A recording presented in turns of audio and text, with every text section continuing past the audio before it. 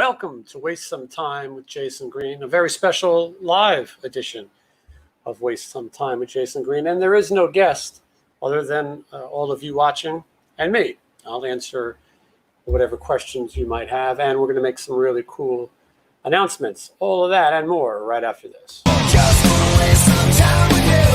Time that seems too good to be true. Nobody out there to waste time with you.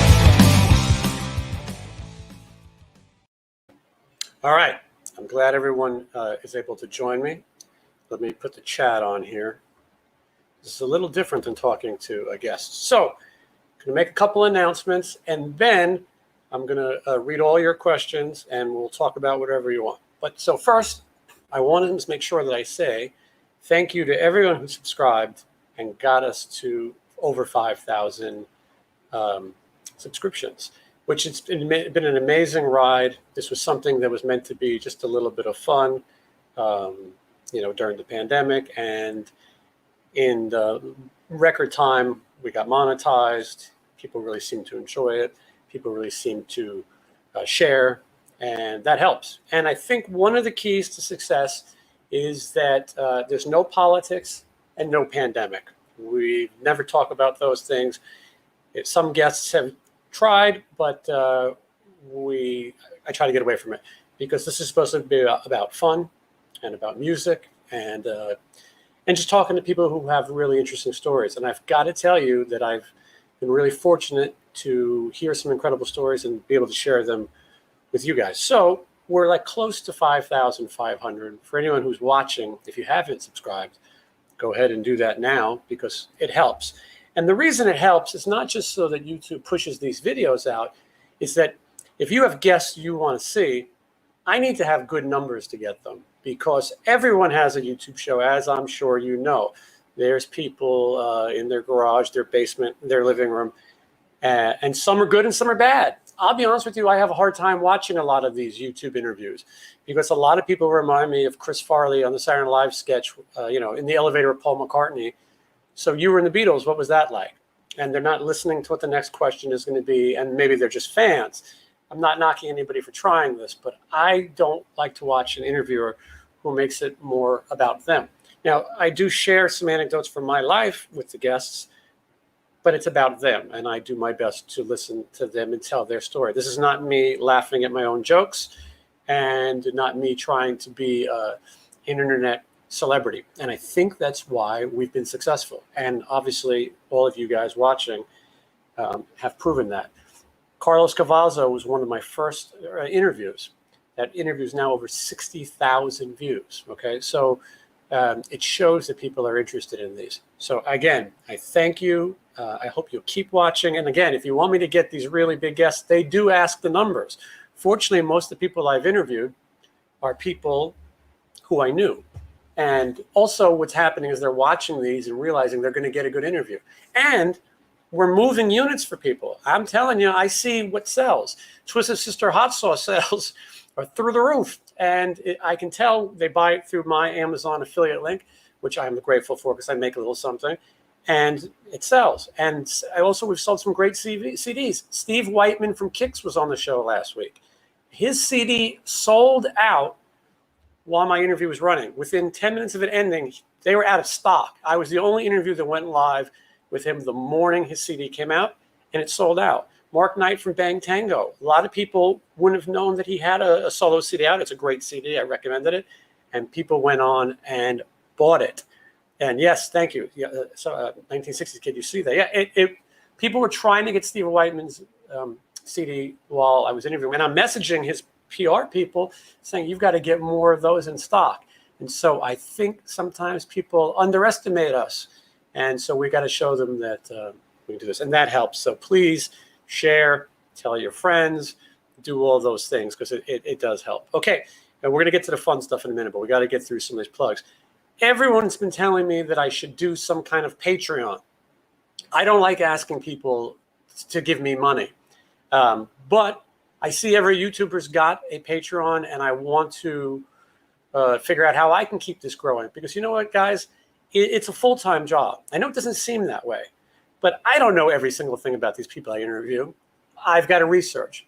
I'm only nervous when it's someone that I'm not that familiar with their career, because there's hours of research involved. And then setting it up, pulling the pictures, posting it. And then that's not easy, because then I have to put affiliate links and all these things just to try to make a few bucks, but also to give you guys some entertainment. So I came up with a plan to do Patreon. Keep it affordable, but make sure you guys get something out of it. The big one is, people said, when are you going to let the audience ask the guests questions? That's a great idea. So one of the Patreon perks is you can subscribe, and each month I will send you a list of who is going to be on the show, and you can ask a question for each month that you subscribe to the guest. And don't ask something too ridiculous, but if you ask a good question, I'm sure they'll answer it. So that's one of the perks. There's a welcome perk. It's real cheap. I'll send you guys some cool stuff, and we'll do some giveaways. I've got an amazing collection of memorabilia.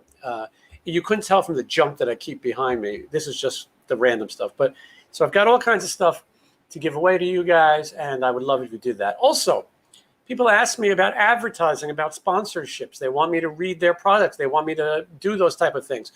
Well, if you want that, there is a perk for that as well. It'll stay on. I'll read your plug, promote your item, whatever. And I'm only going to do one of these per video, and I'm only going to do, maybe 5 a month. I'm not going to flood this channel with commercials and advertisements. I think that you guys like it because I get to it. I don't sit and do comedy by myself. I don't do all that nonsense that other people do. I get right to the interview because it's about the guest. So I'm going to share this link right now for the Patreon. And so for those of you who are not watching live, it'll be in the description. I get it. Not everybody's got it, money to be spending on things. So if you have it and you can help the channel, great, because we'll get some good guests. And I made sure that if you do that, you'll get some cool perks, because I don't want people just to give a handout. So anyway, and I see all these other people doing, and I figured I might as well cash in, so to speak. So anyway, Patreon's there. Please join it. And also, what you're going to see the interviews before everybody else. I should mention that part. You will get to see the interviews sometimes a week before, sometimes 2 weeks before. As soon as they're done, you will watch the video before anybody else gets to see it. Now, I'm seeing questions coming in, and I'm going to get to them. I will talk about anything you want to talk about, and I will talk about these guests, and I see some cool suggestions. So let me just get through a couple more quick things. So as you may notice by subscribing to my channel, we not only do rock and roll interviews, but I also do videos about famous locations that I visit, which is something that I really like doing. And I also do the Funko Pop stuff. And I think the Funko Pop stuff is really cool. It's not for everybody. But what happens is YouTube is based on an algorithm. I'm sure you've heard that word a lot. And so people, if I put something up like Funko and you guys want to see interviews, if the subscribers don't watch those videos, the Funko videos, it doesn't get searched. And then everything on my channel comes down because YouTube algorithm boosts things that seem popular. And so the audiences differ. You got to have a niche, so to speak. So I have to start a second channel. And the second channel, and the link is coming right now, and it will also be in the description, is for my channel called The World of Jason Green. Please go over there and subscribe. The only way I make any money on YouTube is if I get 1,000 subscriptions and over 4,000 hours of watch time. Now, it sounds impossible, but thanks to you guys, this channel, Waste Some Time with Jason Green, we were monetized in 3 months. And this is, you guys put food on my table, so to speak. So I appreciate that. And yes, and so you guys are getting, I'm reading some of the questions while I'm talking. So anyway, second channel is there. And on that second channel, you'll see all the stuff that, that isn't related to music interviews. And that is going to be on that channel. And so everything that you saw on here is now moving there. That's called The World of Jason Green. I've been taping stuff. Is it called tape anymore? I don't know. It's not film. It's not tape. I don't know what it's called. I've been digitaling. I don't think that's a word. Anyway, I've been recording for that channel as well. This camera looks a little low to me. Okay. So anyway, and my friend Sin City Collector is here helping me mod this chat. So if I don't see your questions, he can help me to see them and answer things that I might not get to. Okay, so we now know there's a Patreon. It's affordable. It's cool. We'll promote things. We'll do things, and we'll start to get bigger and better guests. You know that I have a second channel, The World of Jason Green. That's linked now. Just go subscribe. Maybe you don't like the Funko stuff. Maybe you don't like me going to these famous places. Just like it anyway. Subscribe. It'll help. Okay, let's talk about upcoming guests. Now, a lot of people are going to be watching this weeks and days down, and it's over. But you can still go back and watch these interviews. Tomorrow's guest is Kelly Garney, the original bass player of Quiet Riot. Kelly Garney was a school friend of Randy Rhoads. Him and Randy Rhoads were best friends. He wrote a book about their lives together. They were obviously in Quiet Riot together. And he will tell you pretty much everything you wanted to know about Randy Rhoads as a person. We all know him as a guitar hero, but he's going to talk about his real life, what they were like being kids. We'll look at some cool photos. And then he's going to tell us the last time he saw Randy Rhoads, what they did, because this was on the Aussie tour. Randy passed away not too long after. So, and Kelly Garney is a great photographer. He's going to talk about a book he has coming out called Nude Las Vegas, or 90s Nude. Anyway, it's nudes. And so we're going to talk about that too. You're going to hear some really cool stories, and I think stories you've never heard before. If you like Ozzy, you like Randy Rhoads, you like Quiet Riot, and you want to hear some history, tomorrow, 10 a.m. Brand new interviews are Monday and Friday, every Monday and Friday, and I'm trying to keep that going. You guys support me, and that's why I keep it going. So that's tomorrow's interview, Friday. Monday, my guest is Jim Gillette from Nitro. Do you guys remember Nitro, the most ridiculous, outrageous, band ever? Fastest guitar player, highest screaming. Well, Jim is going to be on the show, and he is going to rate YouTube tributes because thank you, Taylor. I appreciate that. And I'm going to get to the people who are asking for guests because I want to hear who you want, and I will try. And if you watch my channel, you see that I do go out and try to get the people that you want to see. Jim Gillette is going to rate the tributes on YouTube. There's a trend of people singing in his scream, his famous scream, and we're going to watch them, and he's going to say which ones are good and which ones are bad. Hello, Brian. Thank you for watching. I'm going to try to get to everybody. But so anyway, you got to tune in on Monday, and you will see Jim Gillette. It's a fun interview, and he'll talk about how he broke glass with his voice and the metal method, and he'll talk about Nitro, and he'll talk about some bands that he was almost in that didn't materialize. Okay, so that's Monday. Then the following Friday, next Friday, a week from tomorrow, Kira Rossler. Kira Rossler was a bass player in the band Black Flag. She was only 23 years old when she joined Black Flag, and she played on 7 records in 2 years. It's the most insane number I've ever heard. She's a great guest, and I want you to know, I want you to check it out. I know a lot of my watchers right now, you're hard rock, heavy metal people. I get it. I kind of dig that stuff too, but I also like punk rock, and I like to have, to mix it up. I don't want to just talk to the same genre of people. So do me a favor, check out Kira Rossler. If you don't know about Black Flag, you're going to be into it. I also am going to she tells the most amazing stories. You're going to hear stuff you wouldn't believe. If you guys know who Darby Crash was from the Germs, Pat Smear, she's going to tell some incredible stories because she really was in the beginning of the punk scene, 1977 in Los Angeles, Hollywood. She saw the Sex Pistols' final concert. I mean, she's got amazing stories. And I'm going to give you a quick tease. In the upcoming interviews, one of my guests slept with Lita Ford from the Runaways, and the other guest slept with Joan Jett. I know it sounds crazy, but 2 guests in the upcoming interviews have slept with members of the Runaways. That's a tease for you folks, a tease. Okay, then coming up, the dates aren't scheduled on these yet. Courtney Gaines. Courtney Gaines is an actor who has a record coming out. You know Courtney Gaines. You might not know him by name, but he appeared in a little movie called Back to the Future, celebrating its 35th anniversary. He's in an all-time famous horror movie called Children of the Corn, and he's got a million other credits. Look him up. And thank you, Jim. And so, yeah, Courtney Gaines is going to be here to talk about his new record, and we'll see. Let's check it out. I'm going to ask him about movies too. Okay, Billy Dior is going to be here. Billy Dior was in a band called D-Moles. He has amazing Hollywood stories. He has a book also. It's not about how big a band was or how popular. It's about the stories and life and where they were. And I'm telling you, Billy's got some great stories. Coming up in August, Robert Sarzo. Robert Sarzo is going to be promoting a new record from the band Hurricane. So he'll be here in August. Also in August, another legend, Sammy Yaffa. Hey, Secret Admirer. That's a great movie. See, I didn't even I haven't done my research yet on Courtney. Sammy Yaffa from Hanoi Rocks. He was in New York Dolls. This guy doesn't do a ton of interviews. He's got a solo record coming out in August, and he's going to come on and promote it. And we're going to sell some Sammy Yaffa CDs and prove that our channel is strong because you guys are a great audience. Okay, here's a weird one. The Great Cat.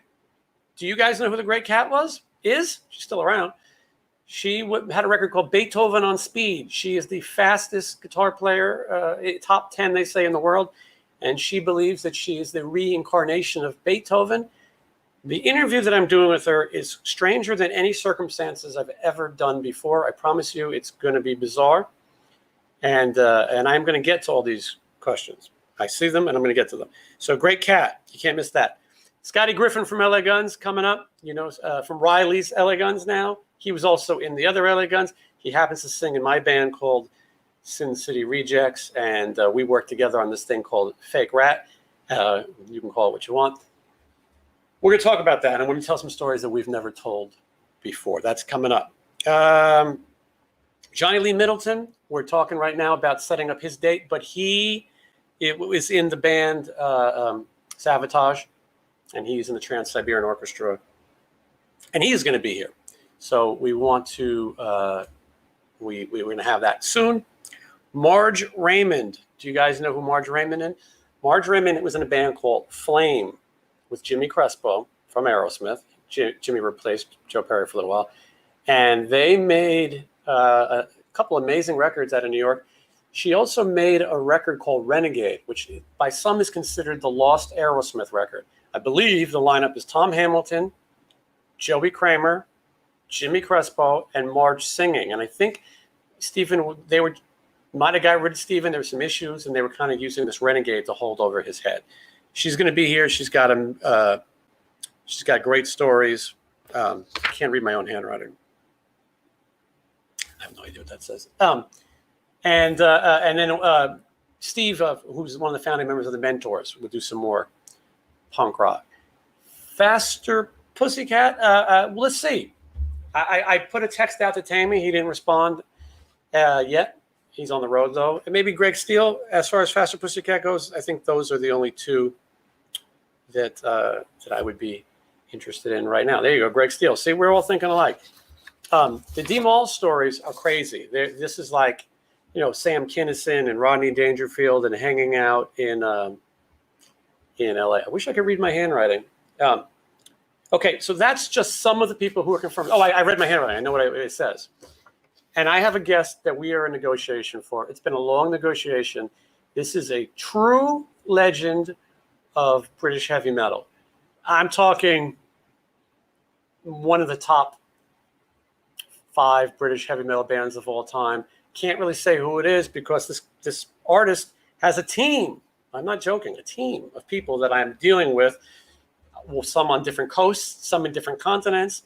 But I promise you that if this interview goes through, and it will, you will want to be part of it. And you know what? You're going to want to ask this guest questions. If you go on the Patreon, it's going to sell out because I think I only have 10 of these options.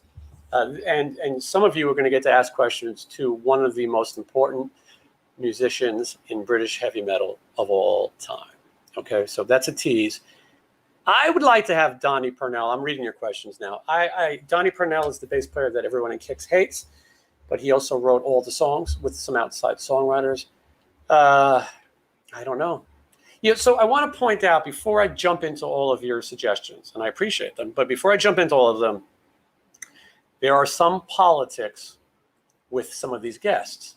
Because I worked in the music industry, I'm not friendly with everybody. So some people you're going to name, maybe I'm not on the best terms with. Maybe I worked with them and it wasn't the best situation. And some people, they don't want to answer hard questions. I'm going to tell you right now, sometimes people don't want to come on here because they're scared I'm going to ask something serious. Eric Martin from Mr. Big was scheduled. He was ready to do it. He could not figure out how to log on. He was having some problem. And we talked on the phone for 2 hours, and I think he realized that I was going to ask real questions. Haven't heard from him since. Maybe we'll work it out. It's possible, but there are people who, especially if they're having trouble with their bands. Jeff Young is a great question. So comment. Jeff Young was in the band Megadeth. I said that when I was interviewing David Ellefson, which is a whole other story, that Jeff Young is a little bit nuts. I have personal stories about this guy that are so ridiculous. Everyone who's ever worked with him dislikes him. Everyone I know who's known him disliked him. Anyway, he got mad and he gave all my videos thumbs down, which were all removed. And he's nuts. So any GNR guys, okay. Gilby Clark, we've been going back and forth. And Gilby Clark's PR person or whatever was the first person to ask to see all my numbers, which are better than everybody else's numbers. And I'm slightly annoyed, and we're still waiting. I see Gilby Clark on podcasts with guys who have 50 subscribers and 20 views. I don't know why you don't want to come on here where I actually get views, and you guys appreciate this. And so anyway, we'll see. I mean, I want Izzy Stradlin, to be honest, but if we got to take Gilby, we will. Okay, now I'm looking at I'm going back. Warren DeMartini is probably top most requested name. I do know him. I have his phone number. I just don't think he'll do it. Maybe if the timing's right. Warren doesn't want to answer any questions about Rat. I don't think he knows what the future of Rat is. Rat is dysfunctional. I text Stephen Piercy every week to come on and do this. He should do it by now. I don't know what he's waiting for. I mean, maybe he's waiting for something to promote. And I think he's worried that maybe I'll make fun of some of the former members. But I can be a grown-up sometimes. Okay, who else? So John Christ from Danzig. That was a suggestion I got before, and I haven't gotten to it yet. I have a list of people that I have to look for them. Frank, you're asking for Blackie Lawless. Did you guys know Blackie Lawless was in the New York Dolls? That's another guy who just doesn't really you don't see a lot of Blackie Lawless interviews. So I would like to have him, but not sure we're going to get him. I think we got a better chance at Randy Piper. Can you ask Eddie Ojeda about his band Scarecrow on the first album? Eddie Ojeda is one I think will come back. He's been on the show, and I was talking about doing a taste test of his hot sauce, of his different hot sauces. I can't tell you how many people I've had on the show who've had hot sauce to sell. He's one of them. So, but I will ask that question. Tommy Skio. Yes, Tommy Skio was a big one. And let me tell you something. When you interview these bands, because you're asking about Jeff Keith, that's the politics. Because I interviewed Tommy Skio, maybe the other guys in Tesla. I don't think Brian Wheat would do it. He does a lot of interviews, got a book to promote. But sometimes there's riffs. I don't know this for sure. But Tommy was a big get. And I'll be honest with you, his band is helping manage all their publicity. And I don't think they wanted to put him out and do any interviews where people would ask the same questions over and over again. Every interview he does, people want to talk about drugs. According to him, he hasn't been on drugs in ages. Tesla's, so we did an interview with him and we didn't ask the same exact things. And we had a really good conversation. If you haven't checked out Tommy Skio from Tesla, you go check it out. It's on right now with his singer, Nathan Oots, who was in a band called Blondes, and he sang for Lynch Mob. Okay, guys, you can tell me what your favorite interviews were, which your least favorite were, who you want me to have on the show. Ricky Rackman has not got back to me. I know him, but he hasn't got back. He has his own podcast. Maybe he doesn't want to spread it thin. Janie Lane, ex-wife. I've been trying. I know her too, Bobby. I just haven't been able to get a hold of her. We're trying, but we'll see. Adam Baum would be a good one. He used to live here in Vegas. I'm not sure. Now, listen, I'm making notes. And Sin City Collector here, my mod, he is also taking notes so that we can look for some of these people. You got to remember, some of these you have to go at them kind of cold, blind. You send out a message and you hope that they respond. Also, it's kind of the game of telephone. I ask one person, they ask one person, and sometimes they will help me get somebody. Stevie Rochelle from Metal Sludge, he's the one who put me in contact with Jim Gillette, who, by the way, was the singer in Tough. I might have said Rough Cut. If I did, I'm sorry. He was the singer in Tough before Stevie was. I had Rough Cut on the mind because I've had almost all the members of Rough Cut, and I forgot to mention Amir Derak, who was also in the band Orgy, and he also played in Julian K, with Chester Bennington, and he's coming up very soon. Okay, well, thank you. I see we're watching from Italy. That makes me happy to see people from all over. Now, Tora. See, sometimes I wonder if these guests are too small. I mean, I remember Tora, but I wonder, would people watch it? And here's one of the things that sucks about YouTube with the algorithm. All it takes is one video to not get a lot of views, and then they all go down because it'll say your subscribers aren't watching it.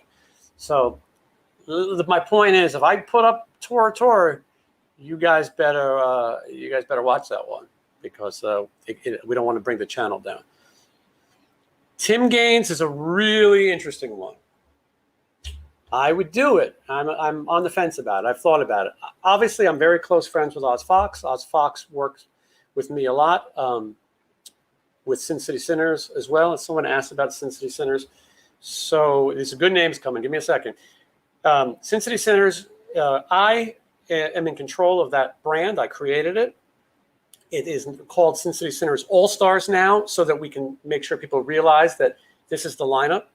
Even though the original lineup of Sin City Sinners was a great, fun Vegas band, the best lineup I ever had was Jizzy Pearl singing, Scotty Griffin on bass, Rowan Robertson and Oz Fox on the 2 guitars, and Blas Elias from Slaughter on drums. It doesn't matter. That's all-stars. Those are, some of these guys are multi-platinum. And so that band was great. Back to your question, I'm really good friends with Oz. It would be tough for me to interview Tim Gaines and have him, let's say, talk trash. I don't know. But it's a possibility. Okay, so you guys are hitting me with some big ones here. I would interview Brent Muscat. I see you're asking. Brent Muscat is not going to like me because of the directions that we've gone in. And maybe I've said some things about him or whatever. But I'd interview him. Listen, none of us are getting any younger. I don't really hold grudges. Okay, John Sykes, I've been thinking about it. I see he's got something coming out, so it's a maybe. I saw some other rare ones here. Vinnie Vincent, I don't see happening. Sebastian Bach. Sebastian Bach's a friend of mine. I just don't know. Sebastian Bach lives on, Cameo and all. He's always online. Maybe he wouldn't do this. Okay, Jason from Saigon Kick. Possibility. I bet you he would do it.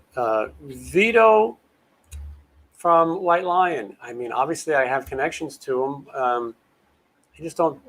I think he's another guy who's not really looking to talk. Yeah, Sykes. Listen, by the way, I should mention, if you guys know any of these people or you can find their email or social media, hit them up. Hit them up. And let's get our numbers up. If you guys are watching right now and you haven't subscribed, please do, because that's what we need. We need to show them. There's a couple other guys who do these podcasts, and people write me all the time, and they go, I hate this one, or I hate that one. I don't want to name names, and I don't want to say. My numbers are almost better than most of these people. And that shows that we're doing something right. So keep it going. Jakey Lee's great. Jakey Lee lives here in Vegas. Jakey Lee is an odd, reclusive character, and I just don't see it happening. Jakey Lee came to a gig at the dive bar for Sin City Sinners. This is when no one had ever seen him again. He's been missing. He came to see Donnie V, and maybe he wasn't clean at this point, Jake. I asked him what he's been doing all these years, and he told me he's been whittling wood in a trailer. But then he made a comeback, and a guy named Ron Mancuso out here, who's in Banco Beggars and Thieves, he has a restaurant and a studio, and he kind of got him on his feet, and that's that. But I just don't see Jake. I used to try to get Jake to do so many different things, to jam. It doesn't usually happen. Let's see. Yeah, Bobby Blotzer, of course. I would like to tell you that Bobby Blotzer could come on here and do a good interview, but I have a few issues. One, he's really not a good person. Some of the stuff I said, it's silly and you can forgive it. But at the end of the day, he's a pretty bad guy. And I just don't know if I would even want to entertain talking to somebody who's a bad guy, So I don't think that's in the cards, And listen, he probably wouldn't want to do it anyway. But watch me and Scotty Griffin talk about what it was like being on the road with him, and that will be good. Mike Tramp is a possibility. I have to reach out to him. Michael Starr from Steel Panther. Ralph would be great if he would do it as Ralph. I don't want to interview characters. You know what I mean? Somebody else could. There's plenty of bozos who could interview characters. I don't want to do that. Mark Slaughter. Everyone's telling me that they're going to set me up with Mark Slaughter. I don't know. I guess I can ask Bloss to do it. I think Mark Slaughter is going to happen, though. Richard Black from Shark Island, who was in Contraband, would certainly be interesting. CC DeVille, that's another name. I would have him on, but he's another name. Do you see him doing a lot of interviews? That's tough. Sammy Hagar is the kind of guy with the right connection, he would do it. He's always trying to sell something. He's got a Vegas residency. He's a very nice guy. Sammy Hagar is one of the nicest people I ever worked with. I'm a David Lee Roth fan first, but we had a charity event, and he was amazing. Yeah, okay. All right, so keep firing one of these names. Danger. I've been talking to Ted Poley. I think he's going to do it soon. He didn't want to do it during the pandemic because he said he had nothing to promote, and he was kind of bummed out, which I get. Lizzie Borden, that is another one that is on my list. And he lives in Vegas. Could happen. Doug Pinnick and Tides of War. Those are both good ones, and I think they would do it. Jeff LeBar, I'm going to tell you right now, I've been messaging him, texting him like crazy. He hasn't got back to me yet. But I think Jeff LeBar would do it, and he's got some hot sauce, imagine that, to promote.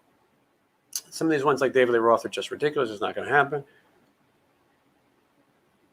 I got to tell you about Y&T. I get a lot of requests for that. I guess I got to listen to some Y&T. It's one of the bands that I completely ignored. Okay, Bill Leverty's already been on the show.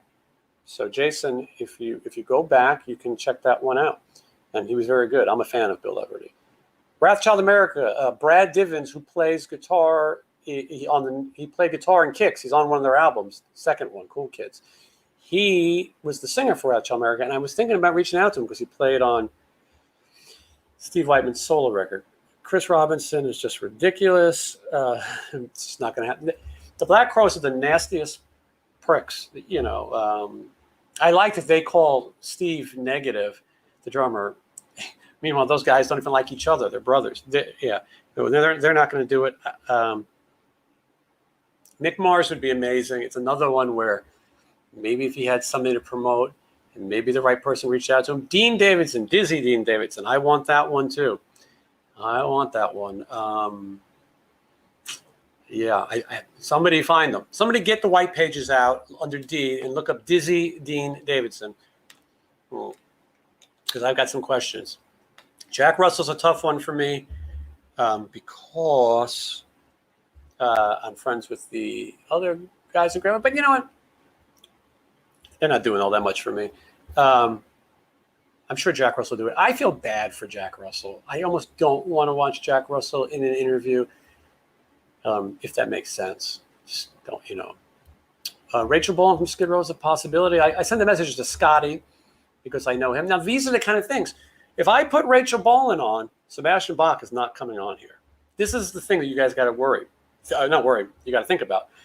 There's a lot of politics that go into these bookings. Wow, we got somebody watching from Jakarta. I think that's how you say it. I shouldn't have said it. I should say Indonesia. Christian, thank you for watching all the way from Indonesia. Donnie V and I are talking. I know Donnie V. I had to learn these Enough's Enough songs, Fly High Michelle and New Thing, and he was going to come jam with us, and then the last second he didn't show up. And what I got to do with that knowledge of learning those songs, Not that Chips Enough is Billy Sheehan.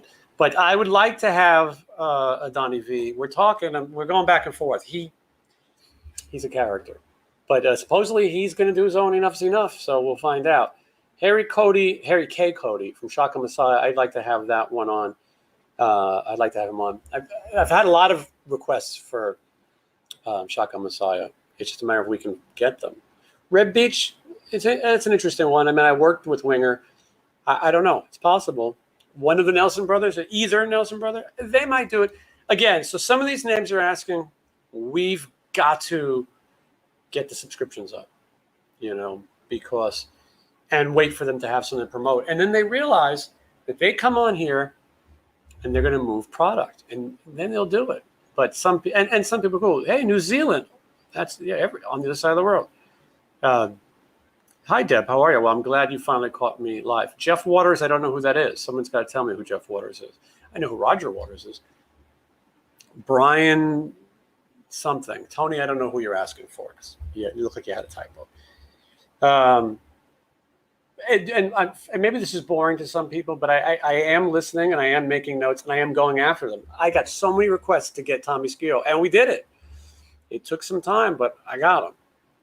What about the guys from Last Crack? I don't even know what that is. Sometimes I think you guys are making stuff up, but maybe I'm not. You have to explain it to me. Yeah, Enough's Enough is a bizarre one for me. People tell me I should have Chip on. I don't get these bands that just have a bass player playing. It's bizarre to me. I'm not going to go see Enough's Enough with the bass player. I'm sorry. It's ridiculous. And there's other bands like that. Oh, Jeff Waters is from Annihilator. Okay, Annihilator. Yeah, I would have him on. Now you say it, I do remember that. I saw Annihilator with Wrath, Child America, and Testament at the Ritz in New York City.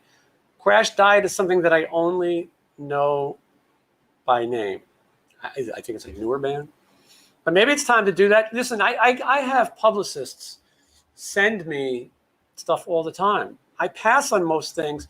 I don't want to talk about something that I don't like. If I tell you guys I heard a record and I liked it, I want you to trust that I'm giving you my honest opinion, that I'm not just selling something. And I try to pick people that I'm familiar with. It would be a waste of me to have something on that I didn't like. Ex-members from Veins of Jenna. I mean, I think that's too niche. Don't think anyone would watch it. I mean, I could try. I could ask Stevie Rochelle, who managed them, to maybe give me the singer, but I don't think you guys would watch it. Thank you, Jay, Sin City Collector. Last Crack, 1989 to 1992. You guys stumped me. You stumped me. Maybe Eddie Trunk knows that one, but I don't. But thank you for doing the research. I just don't know that band. Seance for Bill Gazzara's Ghost. I like that. I've thought about this before. I think we should do. I want to branch out and do things. I would love to have a seance on here. We'll see if we can talk to somebody that way. I think that'd be fun. So, okay, these Ramones ones that are coming up are all on my list, and I've been going back and forth with Linda Ramone, Monty, the tour manager, 100%, and CJ, and obviously Richie Ramone, who played on my album, Sin City Rejects, The Death of a Nation, out right now. Available where music is stolen or streamed or whatever. But I don't really care. You find it, you listen to it. I hope you like it. So anything Ramones related, I am in on. Phil Lewis, I don't like. I don't think Phil Lewis is a very good guy.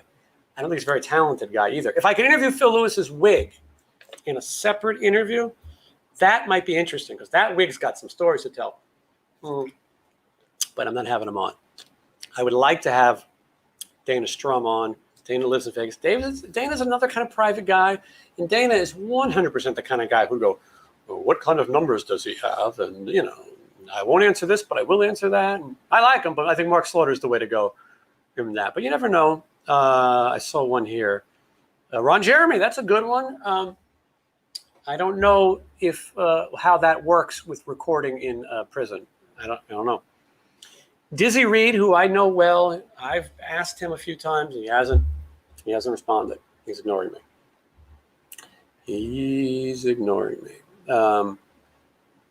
Meanwhile, he's got this Hookers and Blow CD. It's going to sell 7 copies. He should be on here talking about it. Nobody, I actually don't want him to talk about it anyway. If I put the title Hookers and Blow in the YouTube search, that's it. That's not going to make any money. They try to stop me from using Jizzy Pearl and Rough Cut. They thought Rough Cut was bondage or something. But anyway, I like Dizzy, but I don't think he's coming on. Okay. Again, I feel like some of these you guys are making up. I feel like I should be highlighting some of these questions. So if you guys ask a good question,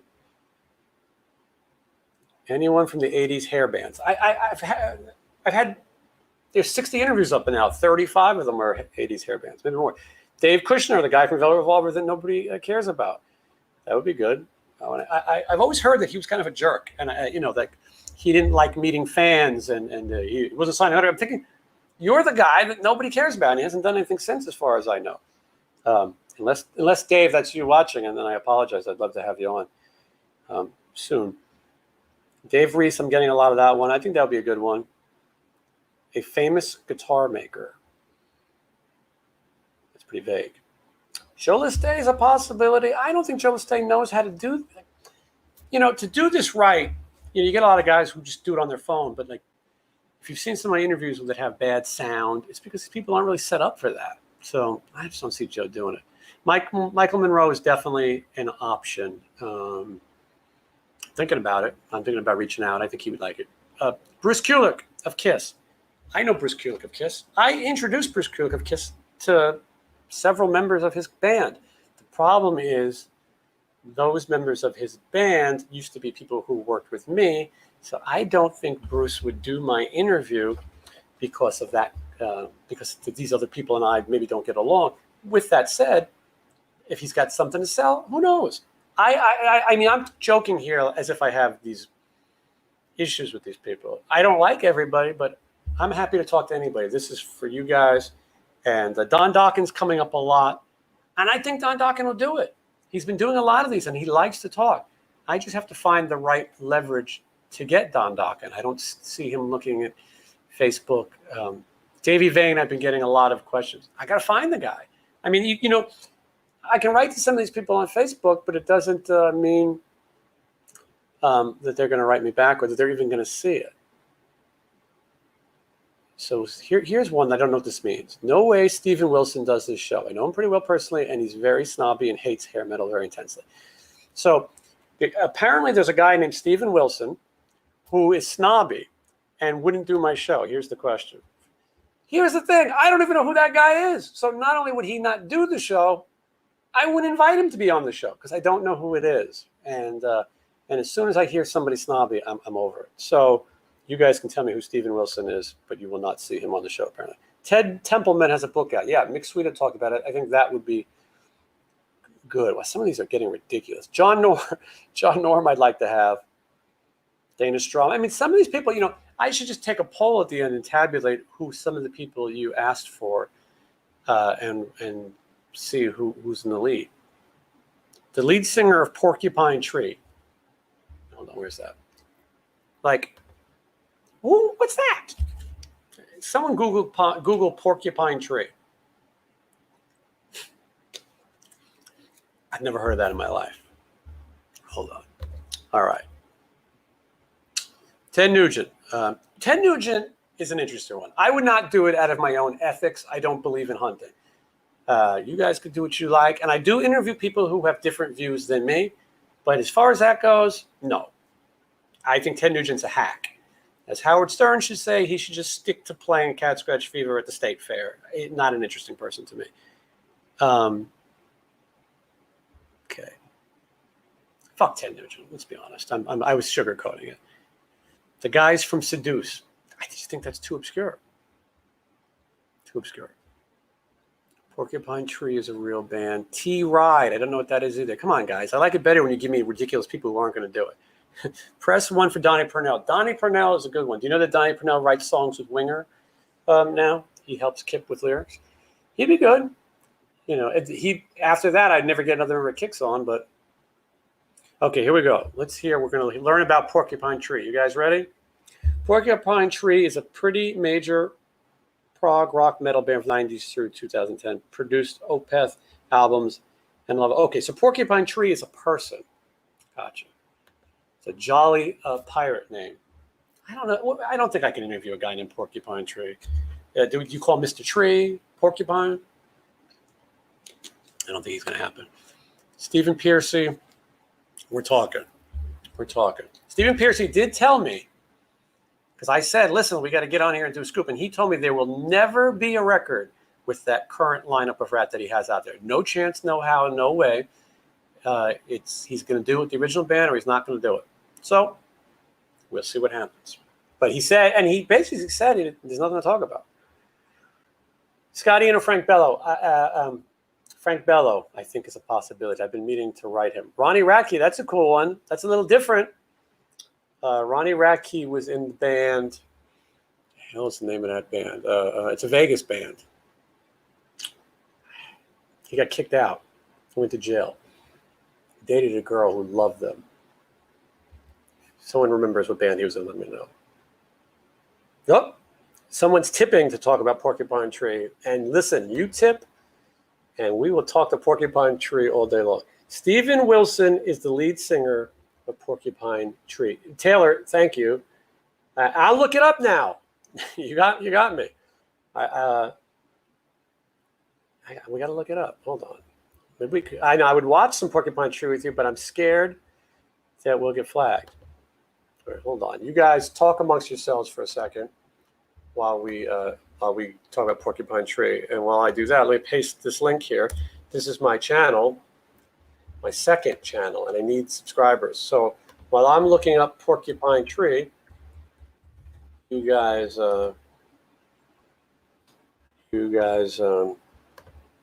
subscribe. Okay, here it is, Porcupine Tree. Not exactly the most handsome fellas, but you guys want to see this Porcupine Tree with me? All right, hold on. Porcupine Tree, right here. One of these guys' names is Steve Wilson.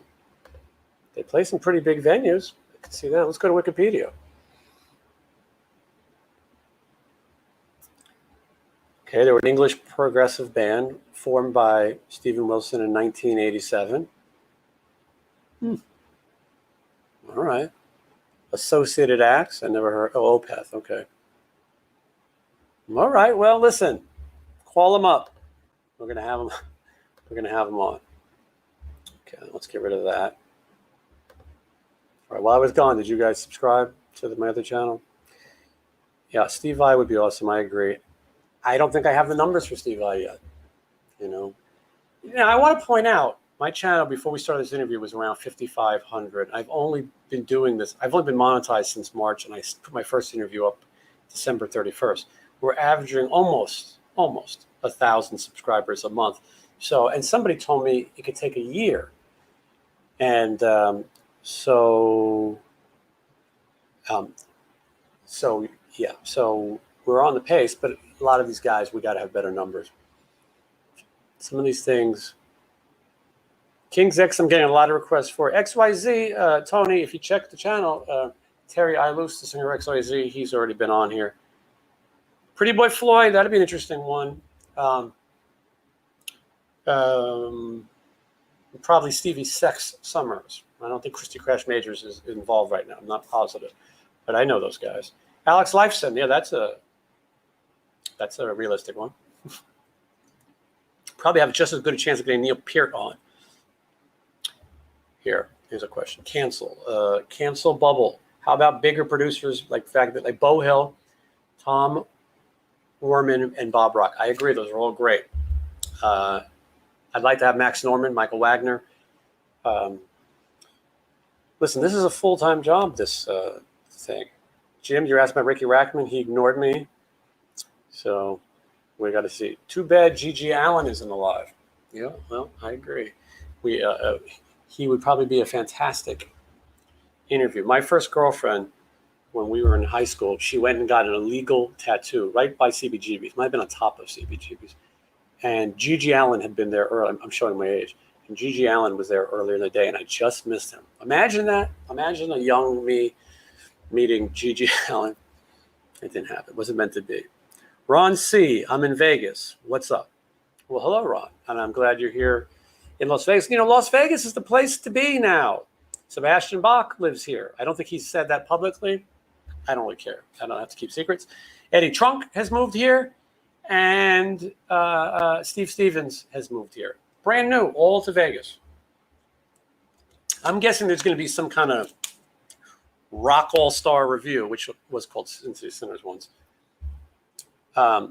Wendy O. Williams, that's a great one. And someone who can talk about her. And it would be Jean Beauvoir. He was in the Plasmatics, and he also produced and played with the Ramones. And so I would love to have him on. I sent an email. I probably have to push a little harder. Hold on. Don Landy. I don't know who that is. Explain it to me. Okay. First of all, thank you, Jonestown Autopsy. If that's a band, check out Jonestown Autopsy. Okay. A surprise dual ambush interview with Richie Kotzen and Rick. Now, see, I like how you're thinking. I always want to do that. I want to have someone on and go, well, funny, they're here right now, and do some moderating. So, and for those of you who don't know, Richie Kotzen was in Poison. He was so stupid that he slept with Ricky Rocket's fiance or wife. And as Bret Michaels say, they threw his bags over the fence, threw him off the tour bus, and never wanted to see him again. And listen, I would have them both on, and Richie Kotzen's an amazing guitar player, but pretty bad move. But he was younger. It was a long time ago, and I think they've made up. Terry Bozzio, I've got some issues with. It's a tough one because I like Missing Persons, but if you Google Terry Bozzio and dead cats, it's going to blow your mind. And it doesn't seem like she's all that there. So I'm not sure I'd want her on. Rob DeLuca from Spread Eagle, who also plays with Sebastian Bach. I think it'll be interesting. I'm not sure if enough of you will watch that. I got a question about when are you guys playing again? I'm assuming you mean the Sin City Rejects. And I think soon. I'll tell you why we're not playing right this second. Because we played through the pandemic and most of us got sick. I did. But Scotty's playing on the weekends with Riley's LA Guns. And so it's hard for us to get together. And I'll be honest, I've almost never played the bass, although there it is. But I got to do it. And we're talking about writing music. I've been writing, and I'd like to make a record more than play live shows. So we'll see. Stanley from the Dickies would be great. Okay, hold on. I like when you guys tip, not only because you're tipping me, but because it's highlighted and it's very easy to read. By the way, if you guys have any questions besides the suggestions, I do appreciate the suggestions, but if you have any questions, like if you want to know about something in an interview or what happened behind the scenes of the interview, feel free to ask, because they have some good stuff. Tony Harnell and Ronnie Tech wrote. I wrote to Tony Harnell. He said he wasn't ready because he was waiting to have something to promote, but he wants to do it, so I think it'll happen eventually. After the Jim Gillette interview, I don't think I'm going to get Lita Ford. Call me crazy. I mean, maybe. He didn't say anything bad about her, but I think she has so many issues with him. Question is, what bands have I been in? I think. And the only band that I'm in is the Sin City Rejects, which there's a poster for us right there. Sin City Rejects. Yeah. I've managed a lot of bands and I've jammed with a lot of bands and done those kind of things. But,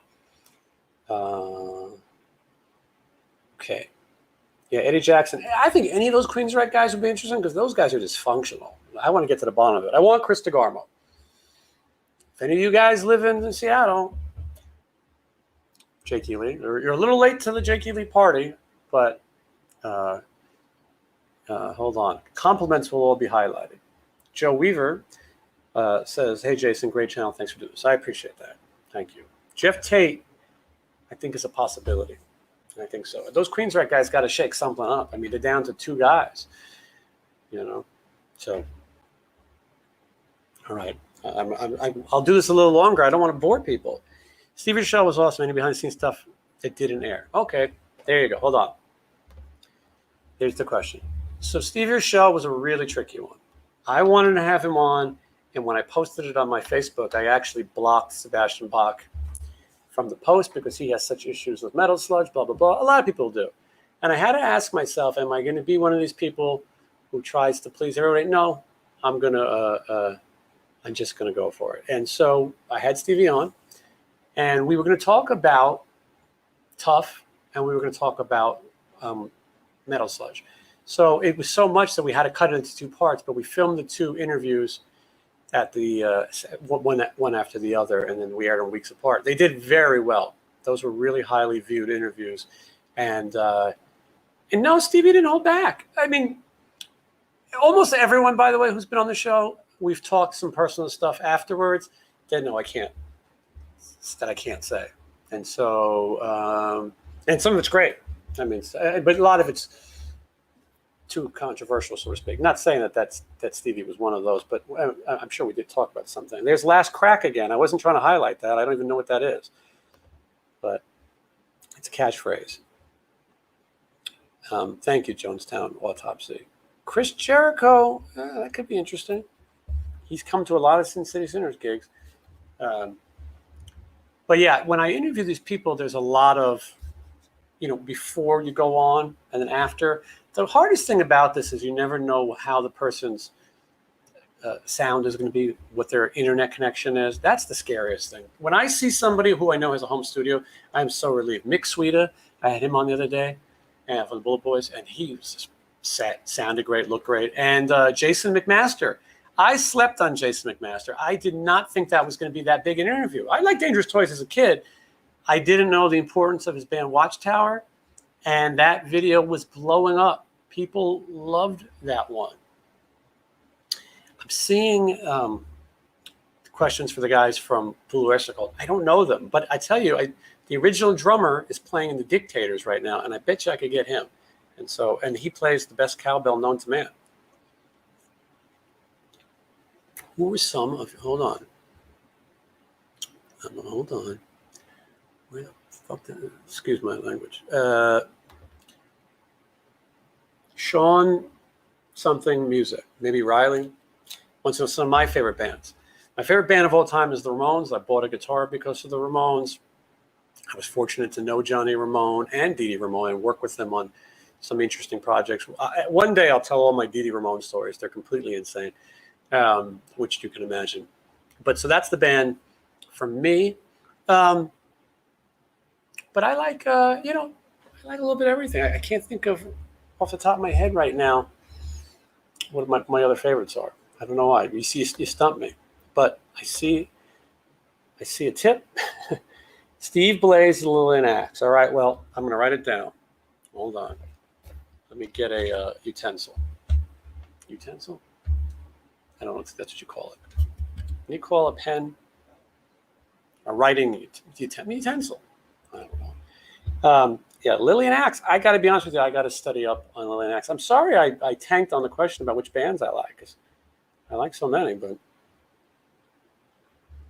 Dana Strum talking about Randy Rhoads, how he got the gig. Well, you know what's funny? If you tune in tomorrow at 10 a.m. Pacific Standard Time, Kelly Garney is going to be here, and he's going to tell you how he got the gig, and he'll tell that whole story. Yeah, Ramones and Brain Drain tour. I saw that too. Okay, Brent Muscat I talked about. I don't think it's going to happen. Life, Sex, and Death. That would be interesting. If you guys can find Stanley, I'd be down. I hope this isn't boring, people. I'll log off if it is. There's 93 people watching. I'm trying to... Brian Tishy, I just don't know how interesting he is. I hate to come off like a jerk, but like here's one. Wayward Sons, X Little Angels, X Fastway, X Theo Disciples. That sounds like a lot of X's. I mean, holy shit. Are you going to go to Psycho LV, Maury? I don't think so. Who's that? I don't really like those Psycho Fest things. That's not my kind of thing. Usually it's something like the Misfits or Danzig headlines. I like that. And then I'm not hip. Those bands that have these crazy logos, I don't know about that. Not to say it's not good. Well, thank you, Cecil. I don't know. They might be good, but I just don't know about it. And I don't know. I'm one of these people who's like not really listening to new music. I think I'd rather listen to Billie Eilish than listen to... if I'm going to listen to new music, I mean. What's been your over here? Sean, you've got good questions. Sean, you should have a podcast. Oh, that's the wrong one. That's asking for Don Costa. It's a good one, but that's not the question I wanted. Where's Sean's? Here we go. Sean would like to know what's been your favorite interview so far. That's a good question. I really should have been more prepared. It's funny. It's like I kind of thought there's an announcer for the New York Yankees named Michael Kay, and he hosts a show called Center Stage on the Yes Network, and he wrote a book about all his interviews. And I thought, you know what, I wouldn't mind doing that. And it sounds crazy, but in telling someone, I've got to find someone to do the writing. I don't have that kind of time. But I'd love to tell the story. So favorite interviews, Carlos Cavazzo is one of them because I like Carlos. He's honest. He doesn't care. I asked him what he thinks of Quiet Riot playing with no original members, and he said it's stupid. He didn't hold back. I'm not going to give my opinion, but because I'm friends with the other guys. But he was great. He doesn't do interviews. He did me a favor because he's a friend. No one else has had him since. He came back on and did a second one with me, a live one. And I feel like that was great. The only thing that was really hard about that one, I was shaking because his internet connection was so bad. And it got so bad at one point I had to call him on the phone. And so that was a little nerve-wracking. But people really liked it. Favorite interviews. I should have my list of everybody on. You guys should tell me what's your favorite word. But Steve Whiteman at Kicks, that was just the other day. Tommy Skio, those were both back-to-back really good ones. Steve Whiteman, I only had a limited time with. That was like a publicity tour. He was doing interviews every 30 minutes, and it's hard to stand out in that time, but I'd like to. Carlos for sure. Stevens, I'm thinking about because he lives here in Vegas now. Steve Riley from LA Guns, it's just a matter of time. I will do that one. Those guys always have something new going on, but I will get to, I've been talking to Kelly Nichols, so I was going to have Kelly on before I had Steve Riley. I don't really like death metal or black metal. It doesn't mean I don't like it. I'm kind of ignorant of it. Occasionally I've dated someone who liked it and listened to it, but it's not my favorite. Oh, hold on. Jonestown Autopsy. Holy shit. With this is a question if I've ever seen a question. Jason, what's your thoughts on Sleazebees? First of all, I hope Jonestown Autopsy is a band so that I'm promoting it in some fashion. You can tell us. And I'm also hoping that we were in the Sleazebees to ask this question. But thank you, by the way. So the only thing I remember about Sleazebees is they used to play at the Cat Club in New York. I remember them playing. And we used to laugh about the name. And now when we would talk about bands that didn't make it, so to speak, or bands that just were known for having their pinup and metal sludge, Sleazebees is one of the ones we joke about. It's always like Babylon AD, Sleazebees, Slick Toxic. That's a good one. So you get what I'm saying. Little Caesar. Did I like the metal show? Yes and no. I don't want to get in trouble. I'm friends with Eddie Trunk, and I do like Eddie Trunk. I know a lot of people have opinions on him. I think anytime you go in front of an audience, you're going to have criticism and be overwatched. Eddie Trunk's a smart guy, and he's a very nice guy. He's the guy that grew up in New Jersey, and he still is. He's nice to everybody, and I like him. The other guys on the show, I know you got to have comedians, whatever, and I guess they're metal fans. I don't know. I didn't think it was the best show. I think it lasted a long time, but I think that when TV gets involved, I think it's those guys' fault. But when producers and things get involved, you start playing games and this and that. And, I'm not like Paul Stanley. Paul Stanley said that show was like Wayne's World. But now Eddie Trunk has been on the show. So, Chris, all you have to do, Chris, is go back when you binge watch and you'll see Eddie Trunk has been on. And he was great. And we just had a conversation. He is a smart guy. He didn't want to do all that stupid Stump the Trunk. I mean, it's part of the show, but he hates it that he has to go over and answer these Stump the Trunk questions. Here's a guy right here, Rob Affuso. Rob Affuso and I go back and forth every week. And it's going to happen. And it's funny, all of a sudden I saw him do some podcasts with some chick that had like 12 views. And I'm like, maybe she was cute. I don't remember. But he wants to do it. And he always tells me he's going to do it. We literally talk every week. If you guys want, do me a favor. Go on Rob Affuso's social media. And tell him to get on this show. There you go. Jamie says it too. Rob Affuso. Yeah, believe me. And see, Rob is Team Sebastian. So I can get those guys before we talk about the other guys. All right. I like all these different suggestions. Dax Nielsen might be interesting. That's somebody who, could do it. He's the drummer of Rick Nielsen. And he's in Cheap Trick. He might do it.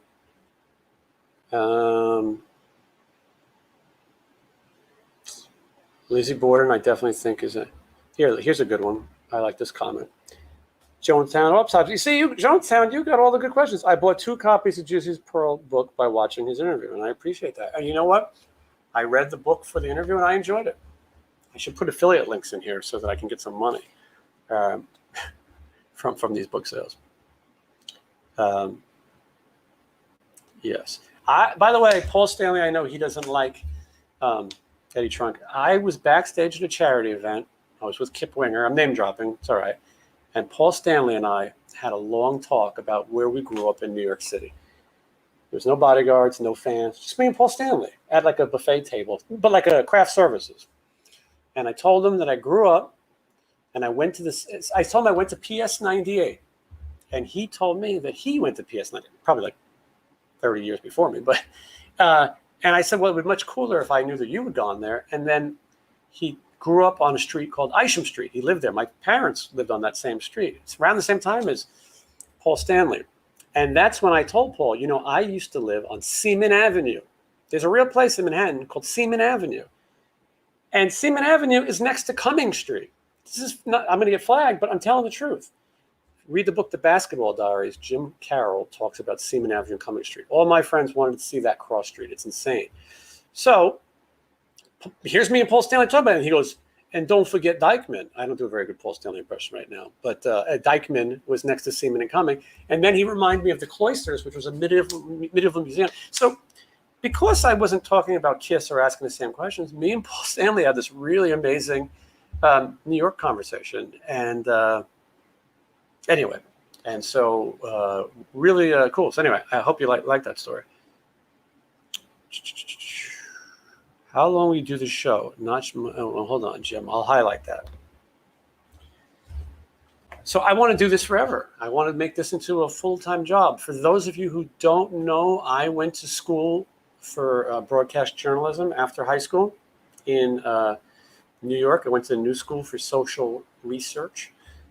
It's the same school that Alex Skolnick went to take jazz guitar lessons, probably years before me or whatever. But anyway, this is what I wanted to do. And I used to work for Geraldo Rivera on the Geraldo show in New York. And my dream was to do this, or even to be a VJ type. But the problem is you've got to pass the audition and you got to look the way they want and all these things. The great thing about this is you just do it. I just log on and here I am and here you are. But there has to be something that connects with people. So for all these guys who during the pandemic started a blog, podcast, a lot of them are going to be thinned out because people aren't going to watch it. And they're not going to also learn about YouTube and the algorithm and how to do it.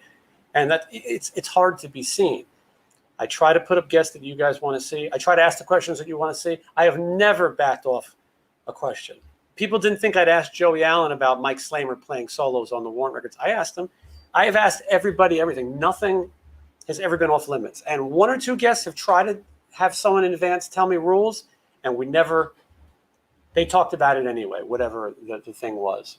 So honesty is why I think our channel does well, and we have fun. And so anyway, the goal is to do this as long as people will watch it, and I can make a living at it, which is, you'd be surprised. I don't think everyone does so well. I am so grateful that you guys watch this. And I am so grateful that you guys are the reasons that I got monetized and that I get advertising. And you guys know that the Patreon commercial is coming right now. There it is. And as long as you guys subscribe, it's a team effort. So if you guys go and subscribe, it's super cheap. We can do this together and we can get some more people. So somebody asked for, I hope I don't sound like one of those jerks who's asking for money, but this person here, the laughing jester, Sandy Soraya, man, I would love to have Sandy Soraya on. Somebody find Sandy Soraya. She was so hot, by the way. But I heard, she's married to somebody famous. She's married to somebody famous with a lot of money. I think he's an actor on TV. Somebody could look it up. And so maybe she won't do it. But she's religious and she sings in a church. So who knows? But I want her. And you know who else I wanted? There was a band called Princess Pang, for all you obscure people. Princess Pang, the singer's name was Jenny Foster. Man, I would love to have her on. Some of these heavy metal sex symbols, I would just love to have on. So, Raging Slab, another great band. The original drummer for Sin City Sinner, or the second drummer, I don't know. He played with Raging Slab for a little while. Yeah, I see Blue Oyster Cult is in Vegas, right? My band should open with them. That's probably true. They're more punk rock than you would think. They probably won't have an opening probably in a casino. I'm thinking, if you're making your Las Vegas plans for New Year's Eve, I'm thinking about a little punk band called the Go-Go's. The Go-Go's will be playing on New Year's Eve here in Vegas. Did you guys know that the original drummer for the punk band The Germs, featuring Pap Smear of Nirvana, Foo Fighters, and Darby Crash, who died at 20, the original drummer was a girl named Dottie Danger. She didn't know how to play the drums, but she got mononucleosis. Talk about germs. And she missed the first show, and that is Belinda Carlisle. So the Go-Go's were actually a punk band. And if you watch my interview next Friday with Kira Rossler from Black Flag, she'll tell you all those cool punk stories. Louis Clemente. I think those other Testament guys would be really interesting. I'd like to hear their side of things. Okay, thank you, Steve. I appreciate it. Do you think my moderator fell asleep? I think he did. But you know what? You guys are all being so cool. There's nothing to... there's nobody to block. There's nothing... So, okay, here's a good question. So, I worked for Geraldo right after the skinhead fight where he had his nose broken.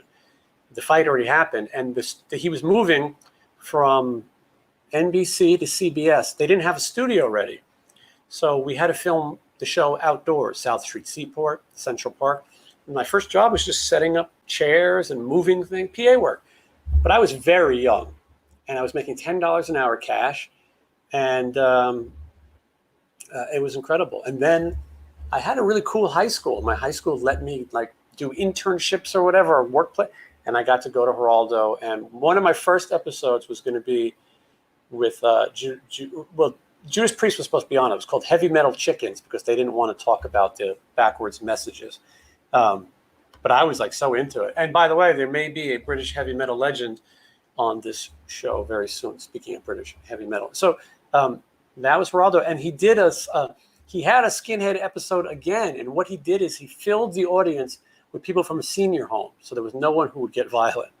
And it was called Young Hate Mongers 2: A Second Look. Amazing, I remember that. And it was great. And Geraldo was a great guy, really great to work with, really good person. His politics are a little strange now, but here's a question I agree with. It's not a question, it's a statement. Susanna Hoffs at 62 is hot. Yes. I know somebody who had an affair with Susanna Hoffs, but I can't name that person. See, this is the good stuff you can't get to. Taskmaster, you're not that late. I mean, and listen, you can watch this again later. Nuno Betancourt, I'd like to have Nuno on. You got to have the right connection. Fred Corey. If you guys are watching and you know any of these people, I want to do it. I think Jason should write a book about fake rat. Possibly, those idiots, that one idiot would sue me, but even though I know the law, I have a good lawyer, just ask the Sin City Senators, that, listen, in about 2 weeks, Scotty Griffin's going to be on, and we are going to tell all the stories. I'm going to give you a quick highlight. For those of you who don't know, I was managing and tour managing Bobby Blotzer from Rat. He came to jam with my band, Sin City Sinners. I got him a band. It was a great band, but that first lineup was great. We went on the road, blah, blah, blah. He was difficult. Then he decided to call it Rat. He got sued, blah, blah, blah. But every night I'd have to bring the money back to his hotel room and pay him for the show in cash, merch and whatever we got for the gig. But I would tell Scotty, can you come with me? Because he's going to say that I didn't pay him. He doesn't know where the money is. And Scotty didn't believe me. We'd go do it. He'd be drunk, Blotzer. And then the next day he'd call Scotty and go, where the hell's the money? And Scotty would remind him that he saw me put it in the drawer where I told him it is. So anyway, I have tons of those stories. And I don't really want to tell the mean stuff, but there's definitely some funny stuff. Morton Downey Jr. Yeah, hey, Morton Downey Jr. was a funny show. There's a great episode with Ace Frehley. Circus of Power performs. I think Joey Ramone's there, maybe Lemmy. Have you ever met Vivian Campbell? I've met him. I don't know him well enough to have him on, but I know people who do. It's just a matter of them hooking me up, hooking brother up. Hi, Philip. Yeah, we all agree we want to bang Susanna Hoffs. That we agree with. All right. The laughing jester, you're hitting me with these hard ones again. I don't know who these people are. You'll have to tell me. And hey, my mod, that's what the hip kids say, he's got a great point because I can't remember everything. You got people you want to see, leave them in the comments. First of all, it helps people to see these videos. When you hear people go like, comment, and subscribe, the theory is that the more interaction with the video, the more that YouTube pumps it out into from the algorithm. So that's why I ask you to do that. So when you see, because I didn't really do that with other videos, but now I realize it does help people. So when you watch one of my interviews, like it, put a comment in it, and it will help it to get pushed out. When some of these interviews started real slow, the Tommy Skeoto one, though, boom, it pumped out. Because I try to watch the interviews with you guys live when they premiere and chat. That one, people wanted to see him, and it really took off. So I'm giving you a little bit of the interworkings. Leatherwolf, I asked Michael Olivieri, but we had a political argument, which is stupid. I never should have talked politics with anybody. I'll never do it again. It's so dumb. Last year was such a bad political time for anybody, for both sides, for whoever. And we just all talked. Who cares? Some of my favorite musicians are complete idiots. And some of yours are too. Doesn't mean they didn't make great music. Okay, hold on. By the way, Jonestown Autopsy, you are my favorite commenter. I hope you sign up for the Patreon. Okay, seeing Oz Fox perform Highway to Hell with Cincinnati Sinners makes me chuckle. Good job to the mod. Yes, the mod is great. That's a funny story. Robert Sweet would not play Highway to Hell. He does not believe in it. Oz loved doing it. Oz also got a lot of heat when he first played with Cincinnati Sinners. People told him, you can't play with a band. You're a religious guy. You can't play with a band called Cincinnati Sinners. But Oz made a good point. You're obviously not reading your Bibles. Who did Jesus hang out with? Sinners. And he's right. But Robert Sweet, who came to jam with Sinners a couple of times, he did not want to play Highway to Hell. But it was fun that Oz did. There was nights Oz would be packing up his gear and he'd be singing Highway to Hell to himself, and I was looking at him just laughing. One time we played Mike Muir from Suicidal Tendencies, by the way. I sent a message to Rocky George. I would love to have him. Chris Gates from Junkyard. It's a possibility. I got to see. I was going to tell you a story about Oz. We played a 420 party. That's April 20th. That's a marijuana thing. It was a terrible gig. It was a function for some party. It was one of these things that nobody showed up for. And it was outdoors by a pool, and everyone was in their hotel room smoking pot. But they had a lot of girls half naked, kind of like those EDC kind of things. And so we're packing up at the end of the night. I played some songs that night too. And I kept saying, make some noise for us. No one's going to make any noise. No one cared. But anyway, we're packing up.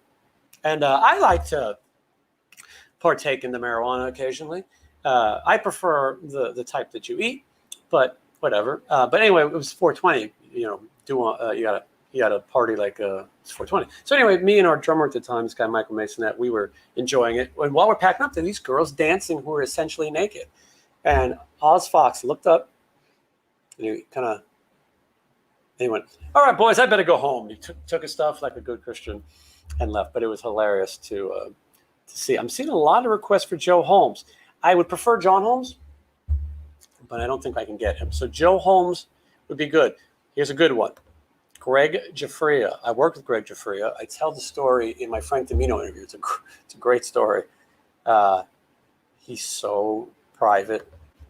I don't think he would do it. I mean, I could hit him up. So for these names that you guys are asking about that are a little bigger, I'm waiting until the numbers go up. Because as the numbers go up, then I have a better chance at hitting them up because they want to see it, especially if it goes through some. I'm checking right now to see if our subscribers have gone up.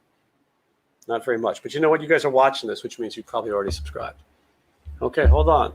Sammy James, you have a question. I like questions. Hold on. Let me put on my intellectual glasses. How did you come up with deciding interview format, i.e. career retrospective? Enjoy your interview style. Well, it's funny you should ask.